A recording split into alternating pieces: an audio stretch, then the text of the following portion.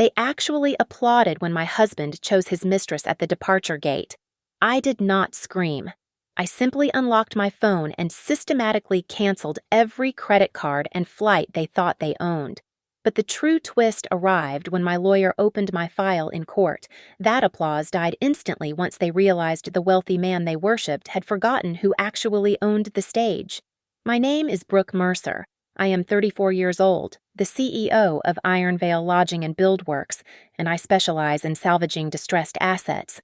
For the last 2 years, that distressed asset had been my marriage to Evan Hart.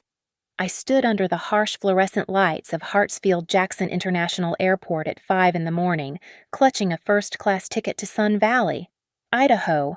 I had convinced myself that this trip was the solution. I told myself that the fresh mountain air and the isolation of a private cabin would force us to talk, to breathe, to remember why we started this. I was wrong. I spotted them near the Delta Priority check-in counter. It was not just Evan waiting for me. He stood flanked by 2 women, looking for all the world like a man who had everything he wanted. To his left was his mother, Diane Hart, wearing a fur coat that I had paid for last Christmas.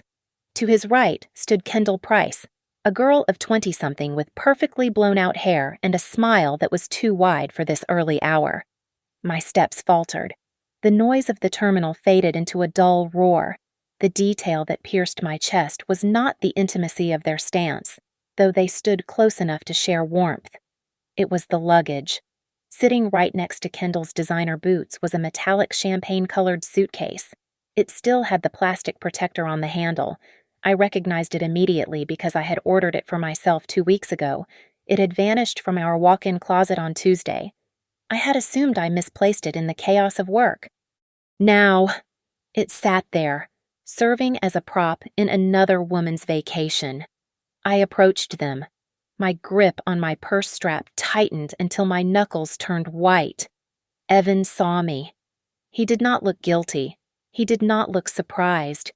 He checked his watch and let out an impatient sigh, the kind a boss reserves for a subordinate who has missed a deadline. "You're late?" Evan said, his voice flat. He thrust a stack of passports toward me without making eye contact.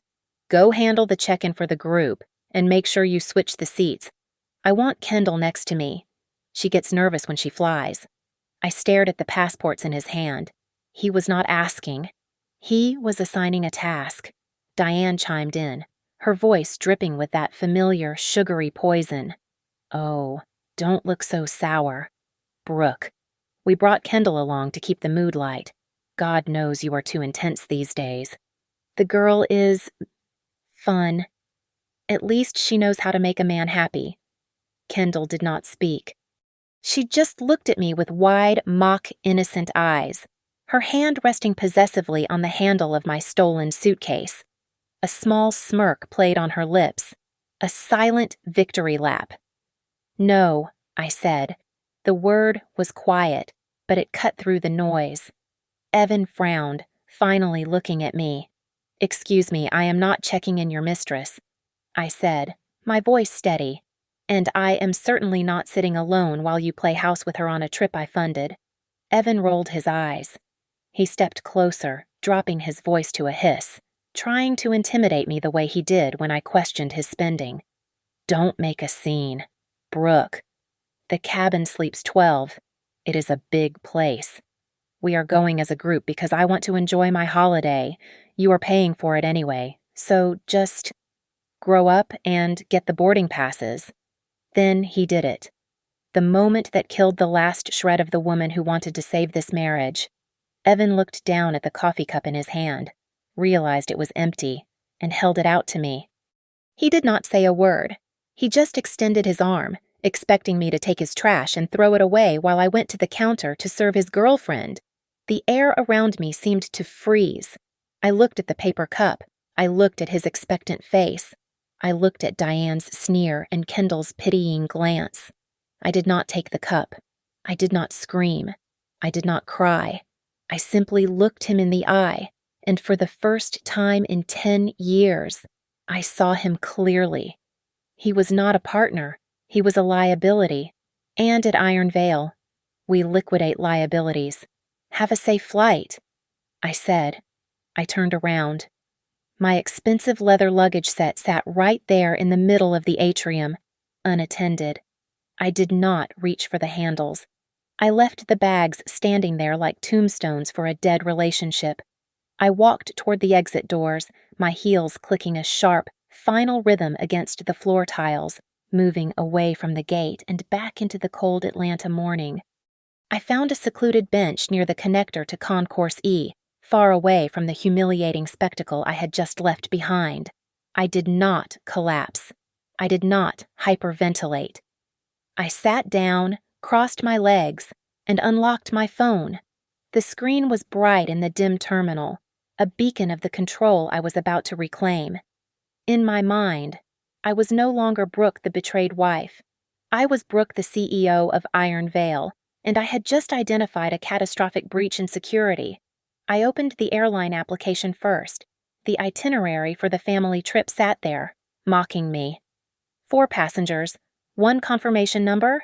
I tapped the button to split the reservation. It was a simple administrative function, designed for travelers with different schedules. But today it was a guillotine. I separated my name from theirs, severing the digital tether that bound me to Evan, Diane, and Kendall. Now they were on their own booking, and I held the purchasing power. I selected their record. Evan Hart, Diane Hart, Kendall Price. I hit cancel. The app asked for confirmation. I did not hesitate. I pressed confirm. The screen refreshed. Their tickets were gone. At that exact moment, they would be handing their passports to the agent, expecting boarding passes, but the system would show nothing but a void. I felt a cold, sharp satisfaction. Next, I opened my banking application. I navigated to the credit card management section. Evan held a platinum card as an authorized user, a card he used to fund his lifestyle of illusion. I tapped Lock Card. Then I went to the digital wallet settings and revoked access. I moved to the joint checking account. The balance read $42,850. I initiated a transfer of $42,750 to my personal external savings account. I left exactly $100 behind. It was a deliberate calculation. $100 was enough to take a taxi back to a house he could no longer enter, but it was not enough to buy his mistress a decent meal at the airport. With the refund credits from their canceled tickets instantly deposited into my account since I had purchased fully refundable fares for my peace of mind, I booked a new seat. 1 ticket. First class. A flight departing in 2 hours for a spa resort in Sedona. I was not going skiing. I was going to purge them from my system. I opened my secure messaging app and typed a text to Miles Carver, my personal attorney. Adultery confirmed. Financial abuse in progress. I need an emergency separation order immediately. He is with her now. I stood up and walked briskly to the airport medical station. I needed a paper trail. When the nurse saw me, I told her I was experiencing severe chest palpitations and dizziness. It was not a lie. My heart was hammering against my ribs like a trapped bird. I need you to document this. I told the nurse, my voice steady despite the tremors in my hands. I have just been subjected to extreme emotional trauma by my spouse. Please record my vitals and the time of the incident. She looked concerned, but she did as I asked. This medical report would be Exhibit A in establishing the immediate health impact of his cruelty. It was a wall of evidence I was building brick by brick. As I walked out of the clinic, a sudden, terrifying memory stopped me cold. My blood ran cold, colder than the air outside. 3 months ago, before a surgery I needed for a minor sports injury, Evan had handed me a stack of papers. Just in case something happens, he had said, "So, I can pay the bills if you are recovering." I had signed a durable power of attorney. I stopped in the middle of the moving walkway. That document gave him the legal authority to sign my name, to access my private accounts, even to sell assets on my behalf. If he realized I had cut him off, he would use that paper as a weapon. He could drain the corporate accounts before I even landed in Sedona. I pulled my phone out again, my fingers flying across the glass. I texted Miles, forgetting all formalities. Miles, listen to me. I signed a power of attorney back in October. You need to find a way to invalidate it. Now. Revoke my signature. Notify the banks. Block any transaction over $500 that does not come from my biometric approval. If he uses that paper, he destroys my company. I stared at the phone, watching the delivery receipt turn to read. I was not a victim crying in the bathroom. I was a CEO handling a hostile takeover, and I was about to scorch the earth. I lingered on the upper mezzanine of the atrium, hidden behind the glass railing of the food court.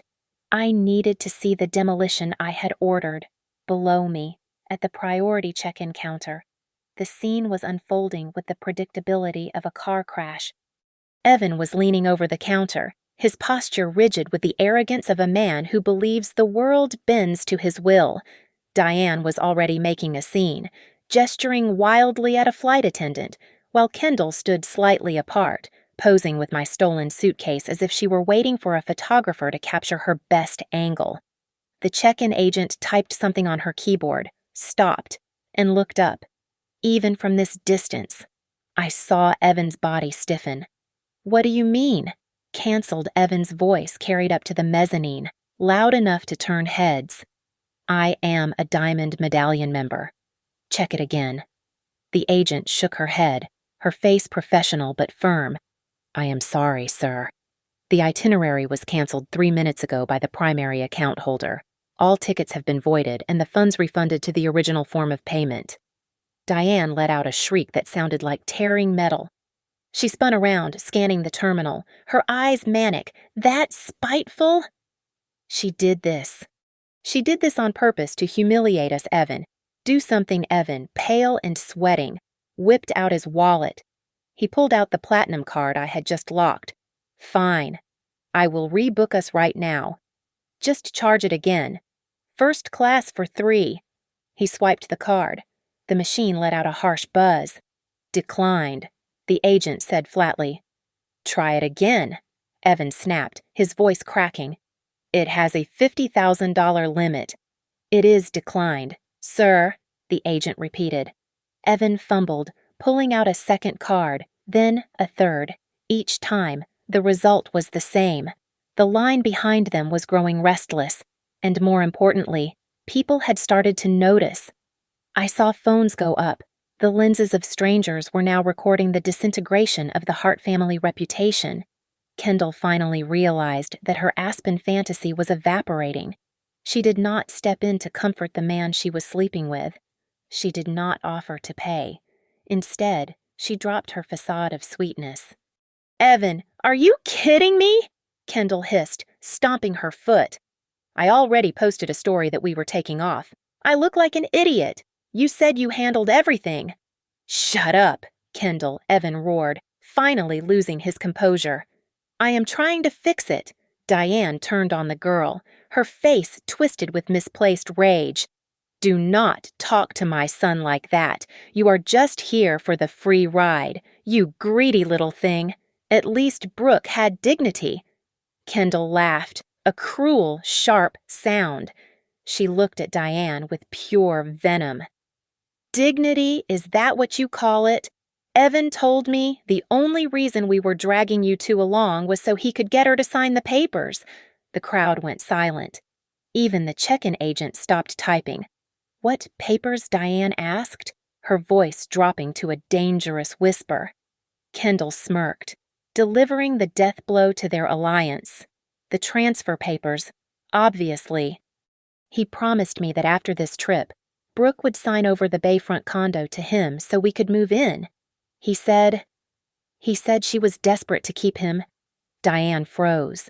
Her jaw dropped. She turned slowly to look at her son. "The Bayfront condo. You told me that property was going to be my retirement home. You told me that was my payment for tolerating her all these years." "Mom, not now," Evan pleaded, looking trapped between two fires. "You liar."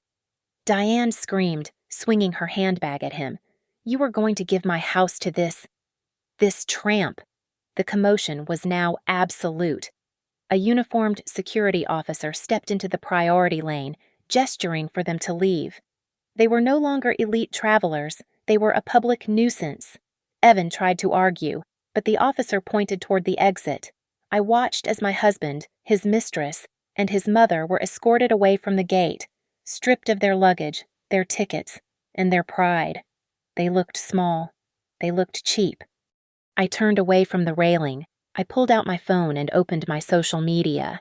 I selected a black background and typed a single sentence, tagging no one, explaining nothing. Quiet looks good on me. I posted it. Then I walked toward the Delta Sky Club to wait for my flight to Sedona. The show was over, but the war had just begun. Settled into my first-class seat, 40,000 feet below me was not the only thing getting smaller. I opened the smart home application on my phone and navigated to the security settings for the Buckhead estate. The interface was clean, intuitive, and lethal. I selected the master lock system. I deleted the entry code Evan had used for 5 years, our wedding anniversary. Then I deleted the guest code I had given Diane. With a final tap, I engaged the deadlock protocol, ensuring that the heavy oak doors would remain sealed against anything short of a battering ram. I switched to the live video feed. The camera resolution was crisp, capturing every raindrop falling on the driveway in Atlanta. A taxi pulled up to the gate. Evan, Diane, and Kendall spilled out, shielding their heads from the downpour. They looked pathetic, stripped of the resort wear and the arrogance they had worn at the airport. Evan marched to the keypad mounted on the brick pillar. He punched in the numbers. I watched the small LED light on the screen turn a harsh, unforgiving red.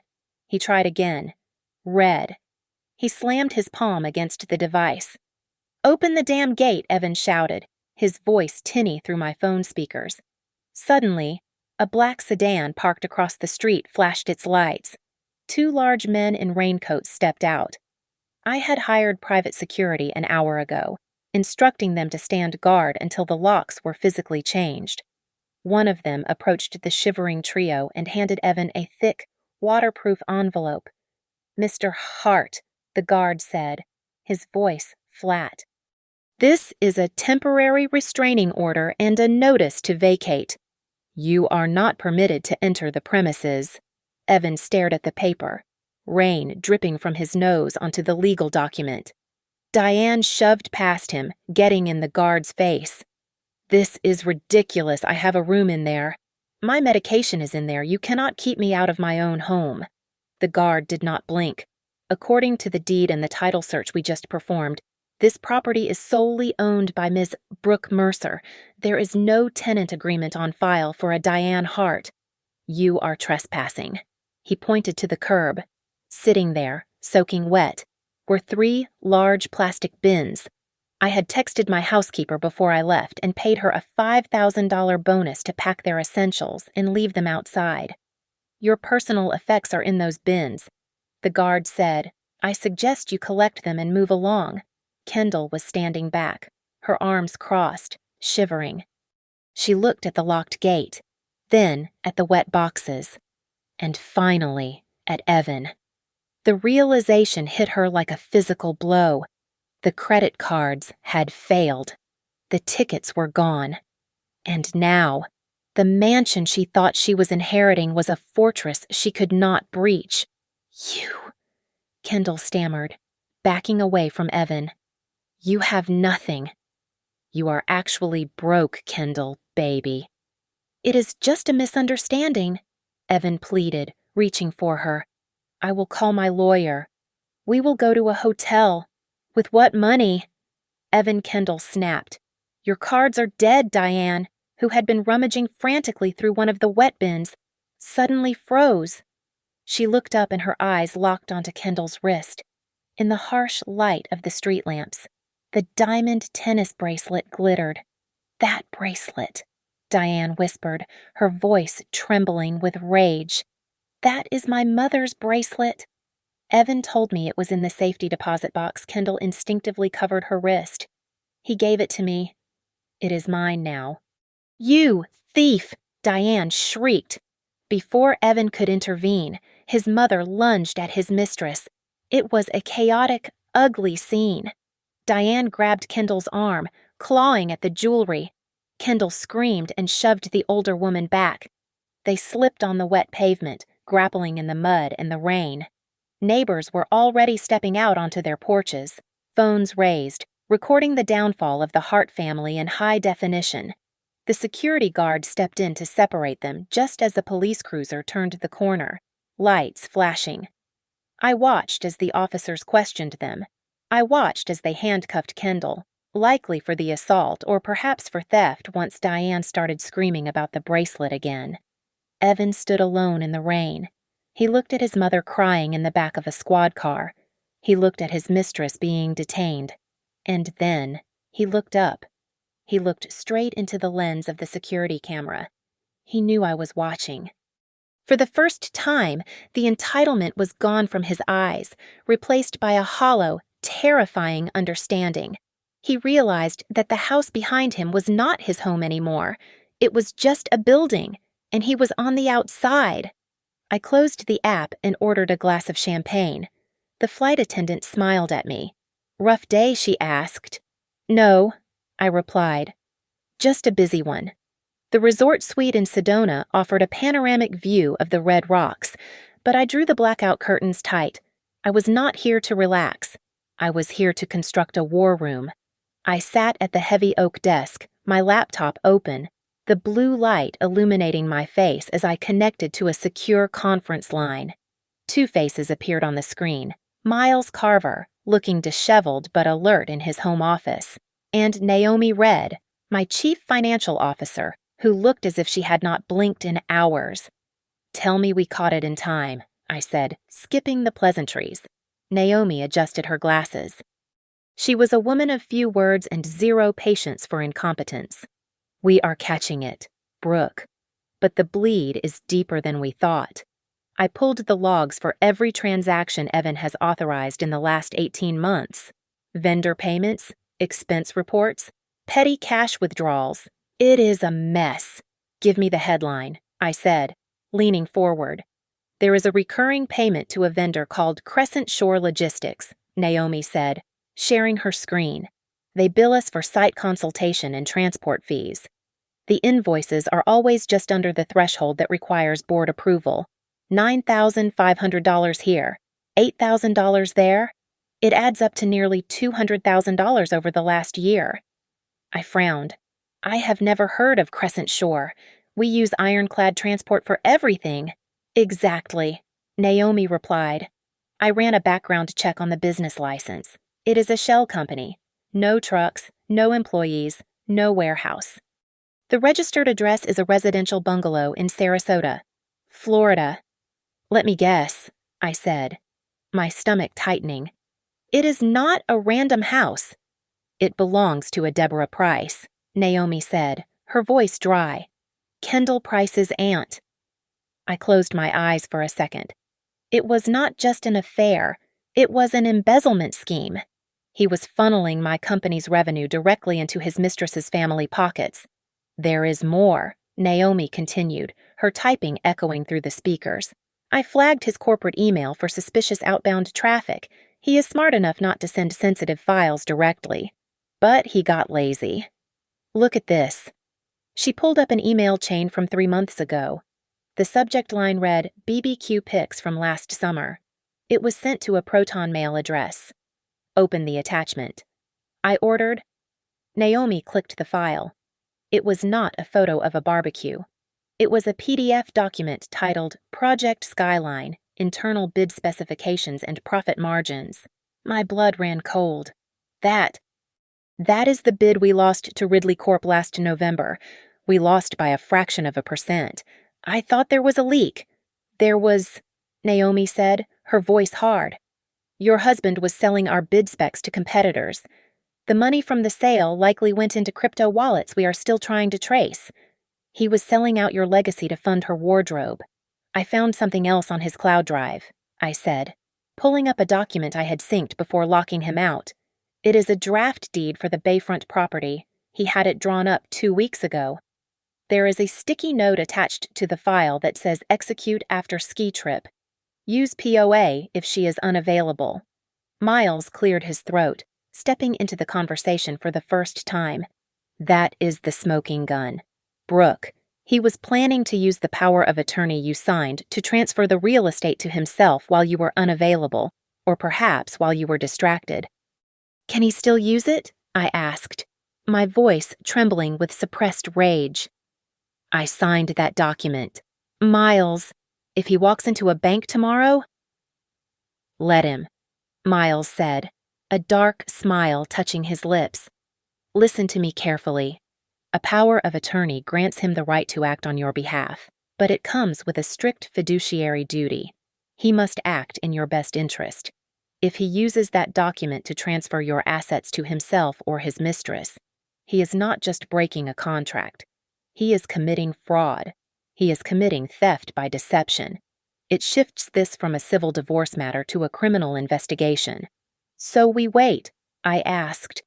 "We wait," Miles confirmed. "We let him think the power of attorney is his magic wand. We let him try to use it. The moment he signs your name to move a single penny into his own pocket, we nail him. Do not go to the press. Do not post rants on social media. Let's make this an airtight financial execution. I want every receipt," I told Naomi. "I want to know every time he bought her a coffee using company funds. I want a timeline that links his business trips to her location." "I am already on it," Naomi said. "By the time we are done, we will know what they had for breakfast on days he claimed he was at a conference." I looked at the two of them. He wanted to take everything. He wanted to leave me with nothing but a broken marriage. Instead, he is going to leave with a prison sentence. "Get some rest." "Brooke," Miles said gently, "the storm is coming, but you are the one controlling the weather now." I ended the call. I walked to the window and looked out at the dark silhouette of the mountains. I felt a strange calm settling over me. They thought they had broken me at the airport. They had no idea they had just handed me the weapon I needed to destroy them. I did not write a manifesto. I did not publish a tearful video explaining my side of the story. I simply posted a single photograph to my Instagram story. It was a picture of my first-class boarding pass to Sedona resting on a crisp white hotel sheet, with the caption, "Quiet looks good on me." That was all it took. Within 15 minutes, my phone vibrated with over 50 notifications. The silence I had maintained was a vacuum, and everyone was rushing to fill it. My business partners messaged me, not to offer condolences, but to panic about data security. They smelled blood in the water. Then came the messages from the so-called sisters of our social circle. These were women who had smiled at Evan at galas just last week. Now, their texts read, "I always felt something was off with him," or "I actually saw that girl waiting in his car last month, but I didn't want to upset you." I archived them all.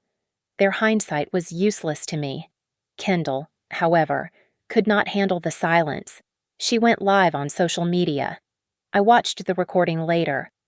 She was sitting in what looked like a cheap motel room, wearing no makeup, trying to squeeze out tears. I was tricked." Kendall sobbed into the camera, her voice cracking for effect. "Evan told me they were separated. He said she was abusive and controlling. I am the victim here. She left us stranded at the airport just to bully me because I am younger. It is a power trip. She thought she had played the perfect card. She was wrong. The internet detectives were faster than any law firm. Someone found the video footage from the airport that a bystander had uploaded. They zoomed in on the champagne suitcase Kendall was holding in the clip. They matched the custom luggage tag to a photo I had posted of my own purchase a week prior. The comments turned against her in seconds. "If you are the victim, why are you holding her stolen bag? He said they were separated, but you were going on a family trip with his mom. Math isn't mathing." Kendall deleted the video an hour later, but the damage was permanent. She was no longer the tragic heroine. She was the thief caught red-handed. Then came the message I had been expecting. Diane, my mother-in-law, the woman who had smirked at me in the terminal, sent a text that was a masterclass in backtracking. "Brooke, darling, please answer. I am at a motel near the highway. It is filthy. I didn't know about his schemes. I was just trying to keep the peace. Listen, if you help me with a place to stay, maybe the guest cottage, I will testify that he manipulated me too. I can be your witness. I stared at the screen. She was selling out her own son for a duvet and a roof. I did not reply. I took a screenshot and forwarded it to Miles with a note, leverage. While Diane was bargaining, Evan was discovering the true value of his friendship circle. I received a call from one of his golf buddies, a man named Greg. Hey. Brooke, Greg said, sounding awkward. So, Evan is calling everyone asking for $5,000. He says his accounts are frozen due to a bank error. I just wanted to check. Is everything okay? Should I lend it to him? Greg, I said, my voice cool and professional. If you lend him money, you are funding a criminal defense attorney, not a bank error. Do what you think is best. Greg hung up. I knew he would not send a dime. Evan was finding out that his friends liked him when he was buying the rounds of drinks, not when he was begging for them. The final blow of the day came from the office. Naomi sent me a notification that Evan had tried to log into the Iron Vale executive server remotely. I imagined him sitting in that rain-soaked motel, opening his laptop, desperate to move funds or delete evidence. He would have typed in his password. He would have waited for the loading bar. And then, he would have seen it. A red box with white letters, access denied. User account disabled by administrator. He tried his keycard access on the digital building map. Denied. He tried to access the cloud backups. Denied. It was a digital amputation. I spent the rest of the afternoon on video calls with my senior staff. I stopped asking about my marriage and started asking about my company. I need to know who saw her. I asked my office manager. I need to know if Kendall Price was ever in the building. The manager hesitated, looking down at her desk. She was there a few times. Ms. Mercer. Evan introduced her as a branding consultant. They used the conference room on the third floor, the one with no windows. I thought it was strange that they locked the door. I wrote it down. Use of company facilities for illicit affairs. I looked at my team on the screen. Listen to me. We are not saving a marriage here. We are saving Iron Vale. Our priority is the shareholders, the employees, and the integrity of this firm. Anyone who helped him hide this is an accomplice. Anyone who comes forward now is an ally. Choose your side. I closed the laptop. The sun was setting over the red rocks of Sedona, painting the world in shades of fire and blood. It was fitting. The time for tears was over. The time for burning it all down had begun. The settlement offer arrived on my secure server at 8 a.m. It was a PDF document attached to a pompous email from Evan's lawyer, a man known for bullying spouses into submission. I read the terms while sipping black coffee. It was not an apology. It was a ransom note. Evan was proposing a mutual walkaway. He would graciously agree to an uncontested divorce and waive his claim to spousal support. In exchange, I was to sign over the deed to the Bayfront condo, unlock his personal accounts, and most crucially, withdraw my request for a criminal investigation into the company finances. I called Miles immediately. He thinks he is in a position to negotiate, I said, my voice flat. He is desperate, Miles replied, his tone sharp and energized. He is trying to trade a divorce you can get anyway for immunity he does not deserve. He wants a non-disclosure agreement. Brooke, he wants to bury the theft so he can keep playing the victim. Tell him. No, I said. Tell him that my freedom is not for sale because I already own it. And tell him that embezzlement is a felony, not a bargaining chip. I am not dropping the charges. When the rejection hit his inbox, Evan changed tactics. If he could not buy my silence, he would destroy my credibility. By noon, my internal messaging system at Iron Vale was leaking rumors. Evan was working the phones, calling junior executives and old contacts. The narrative was classic misogyny. I was the jealous, hysterical wife who had snapped because he wanted to leave. He claimed the frozen accounts were just me being vindictive, that I was using the company to settle a personal score. He is poisoning the well. I told Miles. Let him talk, Miles said. While he is busy gossiping, we are building the timeline. We have the login logs. We have the IP addresses. We have the chat history where Kendall asks him if the company card will work for her spa day. We can prove she knew exactly where the money was coming from. Then, Evan played the card I had feared. His lawyer submitted a formal response to our motion, attaching the durable power of attorney I had signed before my surgery. Their argument was simple and infuriating. I had given Evan broad authority to manage my finances. Therefore, every dollar he transferred to his mistress's shell company was technically an authorized transaction under his discretion as my agent. He is using my trust as a shield, I said, feeling a wave of nausea. He is going to walk away because I signed that piece of paper. No, Miles corrected me, his voice dropping to a low, predatory growl. He just walked into a trap. Brooke, a power of attorney comes with a fiduciary duty. He is legally required to act in your best interest. By using that document to facilitate self-dealing by using your authority to pay his lover, he has just confessed to a higher class of fraud. He didn't shield himself. He just handed us a signed confession. The victory felt close. But Naomi Red interrupted our call with an emergency alert. Brooke, stop celebrating, Naomi said, her typing furious in the background. I just found a pending wire instruction in the queue. It was set up 3 days ago to auto-execute tomorrow at 9 in the morning. What is it? I asked. It is the purchase of that warehouse in Camden, Naomi explained. $2 million. The funds are staged to move to a title company, but the seller is another LLC linked to Evan. If that wire clears tomorrow, he gets $2 million in cash and vanishes. My heart hammered against my ribs. That was operating capital. That was payroll. Freeze it, I ordered. Call the bank, call the title company, send the police report, get an emergency injunction. Do not let a single cent leave this building. I am on the phone with the bank manager now. Naomi said, we are locking it down. 10 minutes later, my personal cell phone rang. It was Evan. He had not called since the airport. I stared at the screen for a moment before answering. I did not speak. Brooke. Thank God. Evan's voice came through, breathless and panicked. You have to stop this. The bank just called me. They are flagging the warehouse deal. They are talking about federal reporting requirements. He did not sound like the arrogant man at the airport. He sounded like a child caught with his hand in the jar. You tried to steal $2 million. Evan, I said calmly. I was investing it. He stammered. It was a business deal.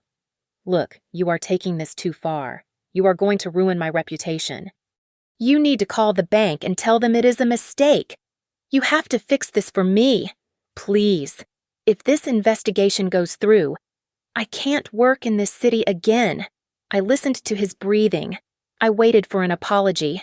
I waited for him to ask how I was, or to say he was sorry for humiliating me in front of his mother and his mistress, but it never came. You want me to fix it? I asked softly. Yes. Just tell them you authorized it. I can't do that.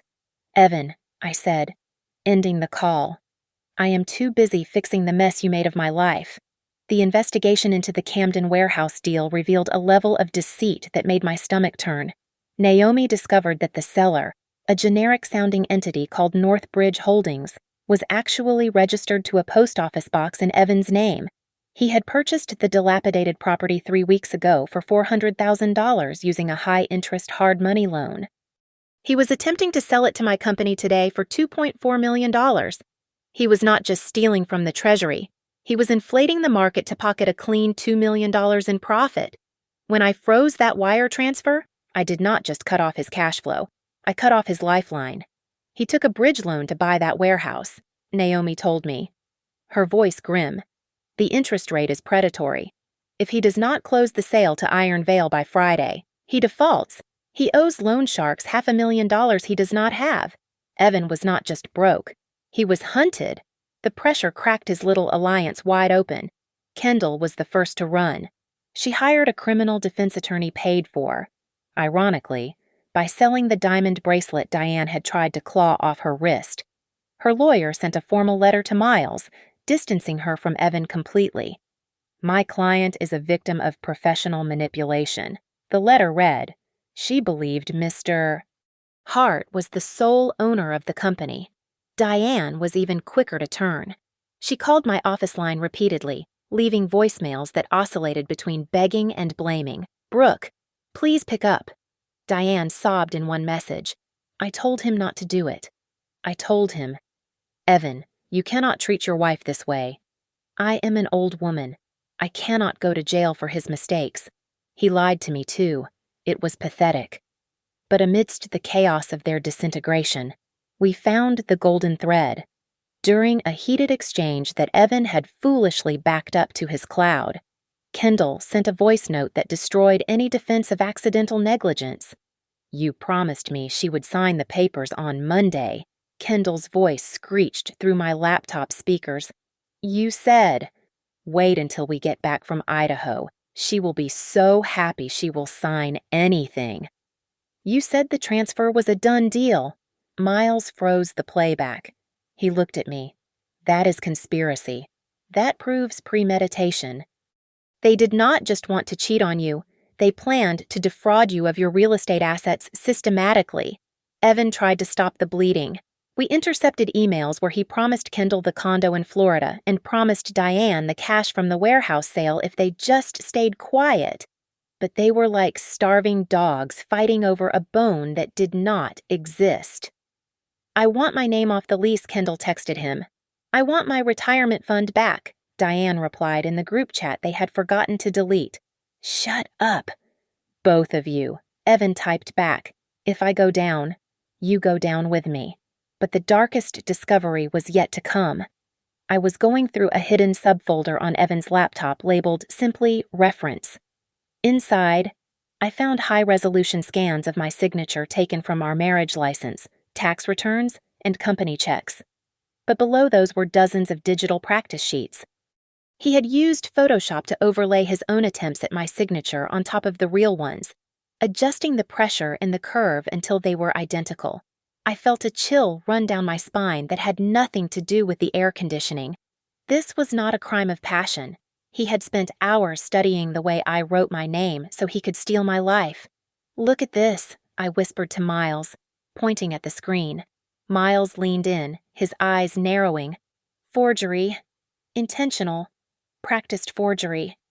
This is the nail in the coffin. Brooke, do we send this to the police now? I asked. No, Miles said, closing the laptop with a heavy thud. We save this. If we show this now, he might plead out. We keep this for the courtroom. We let him lie under oath. We let him claim he had your permission. And then, we show him his own handwriting practice. I nodded. I spent the rest of the night printing documents. Every bank transfer, every text message, every layer of the fake signature. I punched holes in the paper and slid them into a thick, black binder. It was heavy. It felt like a weapon. The file, I said, running my hand over the cover. Each page was a heartbeat I had wasted on him. Each log was a lie he had told me. I was ready. I was not just going to court to get a divorce. I was walking into that room to deliver a eulogy for the man he pretended to be. The glass walls of my office on the 45th floor offered a view of Atlanta that usually made me feel small. Tonight, however, looking out at the grid of amber lights, I felt enormous. The crushing weight of the betrayal, the sharp sting of seeing them at the airport, had evaporated. What remained was a cold, crystalline clarity. I was no longer the weeping wife. I was the architect of a demolition. Evan was currently sitting in a temporary holding cell at the county jail. He had been picked up yesterday afternoon for violating the restraining order and attempting to bypass the biometric security at our secondary server farm. Even from behind bars, his arrogance remained intact. His lawyer had called Miles 3 times, relaying messages that Evan was ready to forgive me for my overreaction if I simply posted his bail. He still thinks this is a negotiation. I said to the empty room, he thinks he is a partner in this conversation. On my laptop screen, Kendall was trying one last desperate pivot. She had posted a new video, a tearful monologue claiming she was a victim of Evan's predatory lies. But the internet is a cruel historian. My team had already released the time-stamped photos from the company holiday party 2 years ago, the one where Kendall was wearing an Iron Veil visitor badge and laughing while Evan's hand rested on her waist. Former employees were flooding the comment section, corroborating that she had been a fixture in his office long before any separation. Her victim narrative disintegrated in real time. Then came the vibration of my personal phone. It was Diane. "Brooke, surely you have a heart." The text read, "I am an old woman. I cannot go to prison for what he did. If you give me, say, a small studio apartment, paid for a year, I will tell the judge everything. I will say he forced me to take that jewelry. I did not feel pity. I felt disgust." She was trying to barter her son's freedom for 12 months of rent. I took a screenshot and forwarded it to Miles. "Add it to the pile." I typed, "Solicitation of a bribe." Miles arrived at my office an hour later. He looked tired but electrified. "The district attorney is interested," Miles said, placing a heavy folder on my desk. "They are not just looking at the embezzlement, they are looking at trade secret theft." When Evan sold those bid specs, he crossed into federal territory. This is not a divorce trial anymore.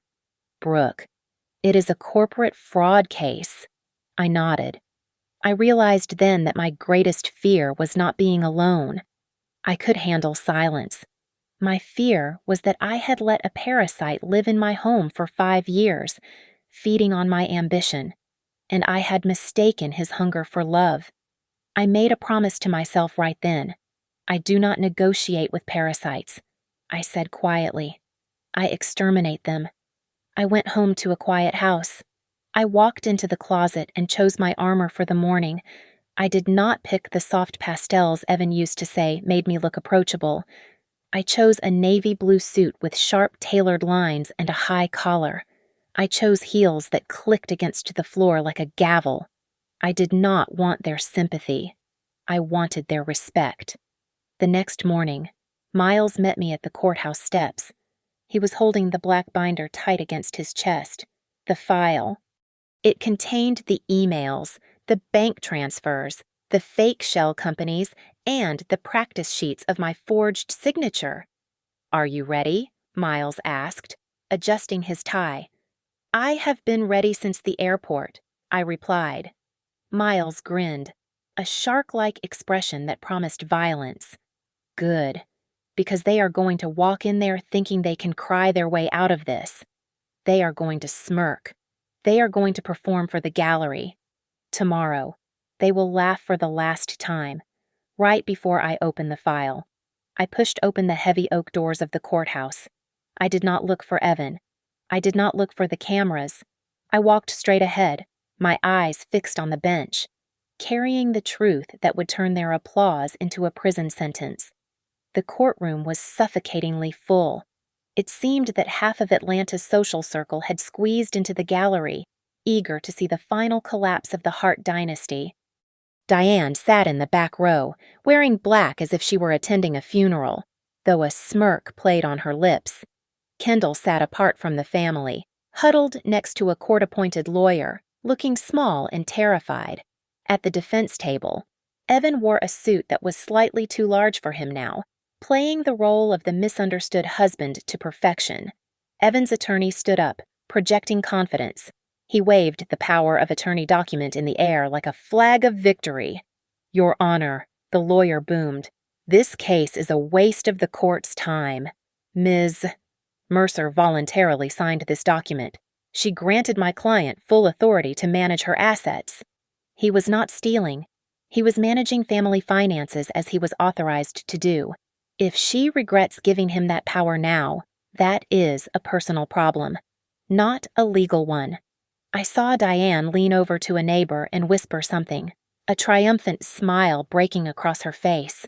She thought they had won. She thought the piece of paper I signed in a hospital bed was their shield. Then Miles Carver stood up. He did not shout. He did not wave his arms. He walked to the center of the room with terrifying calm. "Management," Miles said, his voice carrying to every corner of the room, "requires acting in the interest of the principal." But what Mr. Hart engaged in was self-dealing and fraud. Miles turned to the court clerk. "I would like to enter into evidence the contents of this binder. We call it the file." The heavy black binder hit the table with a dull thud. The sound seemed to suck the air out of the room. Diane's smile faltered. Evan shifted in his seat. His eyes locked on the black cover. Miles opened it. Exhibit A. Miles announced, "A series of 23 invoices paid to Crescent Shore Logistics. This is a shell company registered to the aunt of Ms. Kendall Price. The services listed were never rendered." The money, totaling $200,000, was used to purchase luxury vehicles and jewelry. The gallery murmured. Kendall shrank lower in her seat. "Exhibit B," Miles continued, flipping the page. "Encrypted emails sent from Mr. Hart's corporate account to a competitor, selling Iron Veil's confidential bid specifications for cash payments made to crypto wallets." Evan's lawyer tried to object, but the judge silenced him with a sharp wave of her hand. "And finally," Miles said, his voice dropping to a chill whisper, "Exhibit C. A life insurance policy taken out on Brooke Mercer 3 weeks ago. Value $5 million. Beneficiary Evan Hart." Miles pulled a transparency sheet from the folder. It showed my signature on the policy. Then he laid another sheet over it, a scan from Evan's laptop showing the digital practice strokes where he had traced and retraced my name until it was perfect. "This is not management, Your Honor," Miles said, looking directly at Evan. "This is a forgery, and it suggests that Mr. Hart was planning for his wife to be worth more dead than alive." The silence in the room was absolute. It was the heavy, suffocating silence of shock. Kendall broke first. She stood up, her chair scraping violently against the floor. "I didn't know about the insurance," she screamed, tears streaming down her face. "He told me it was just the money he made me open the shell company. He said he would hurt me if I didn't." "Sit down," Evan's lawyer hissed. "No," Diane shrieked from the back, realizing the net was closing around her too. "I have nothing to do with this. Evan promised me it was legal. He lied to me." Evan stood up, his face pale, sweat dripping down his forehead. The mask of the grieving husband dissolved into panic. It was just a policy," Evan stammered, his voice cracking. "I was going to cancel it. I just needed the signature for the bank loan. I had to sign it because she wasn't there. It was just paperwork. You just admitted to signing it yourself." "Mr. Hart?" the judge said. Her voice was ice. The judge slammed her gavel down. The sound rang out like a gunshot. "This is no longer a domestic dispute," the judge ruled, "based on the evidence of fraud, forgery, and grand larceny presented today. I am referring this matter immediately to the district attorney's office. Mr. Hart is remanded to custody pending a bail hearing. The assets of Ms. Price and Mrs. Diane Hart are frozen pending a conspiracy investigation. Order of protection for Ms. Mercer is granted for 5 years. 2 bailiffs moved in on Evan. He looked back at me, his eyes wide and hollow. "Brooke," he cried out as they grabbed his arms. "Brooke, tell them we can fix this." I stood up. I smoothed the front of my navy suit. I looked at Evan, then at Kendall, sobbing into her hands, and finally at Diane, who was paralyzed with fear in the back row. I did not say a word. I looked at them the way one looks at a contract that has been voided, an expired obligation that no longer holds any value. I turned my back on them. As I walked down the center aisle, the sound of the gavel striking the wood echoed behind me. Bang! Bang! It was a beautiful sound. At the airport, they had applauded my humiliation. Now, in the silence of the courtroom, the only sound was the clicking of my heels as I walked out into the sunlight. Finally, completely free. Thank you so much for listening to this story. I would love to know where you are tuning in from, so please drop a comment below and share your thoughts on Evan's downfall. If you enjoyed this story, please make sure to subscribe to Mia Revenge Stories. Hit the like button and press the hype button to help this video get recommended to more people. See you in the next episode.